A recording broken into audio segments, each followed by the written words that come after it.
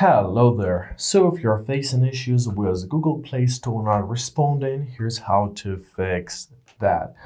So there may be many various reasons. For now, we will look for the most common solutions. So open up your settings.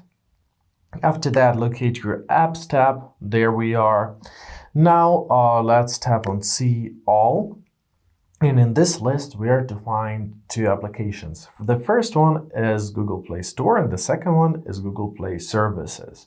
On some phones, you may need to look for them in the default apps tab. It really depends on your phone.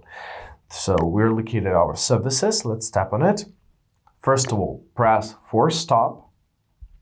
Confirm your choice by pressing OK. Now, let's press on Storage and Cache.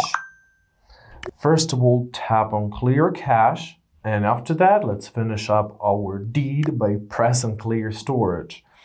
Press Clear All Data, confirm your choice by pressing Confirm, and we're done with the fifth phase.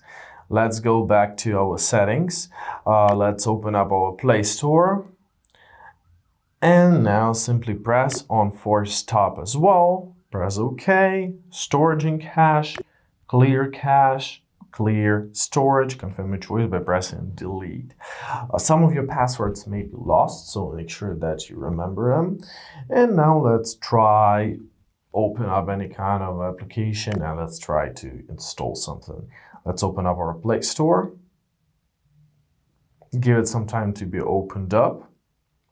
As you see, we're in it. Let's search for any kind of application. Let it be Tumblr.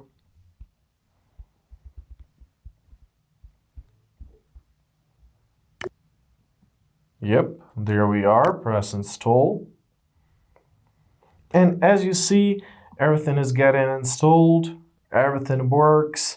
Basically, that's all what we wanted. So I hope this video was helpful. Thank you so much for watching. Have a great day and please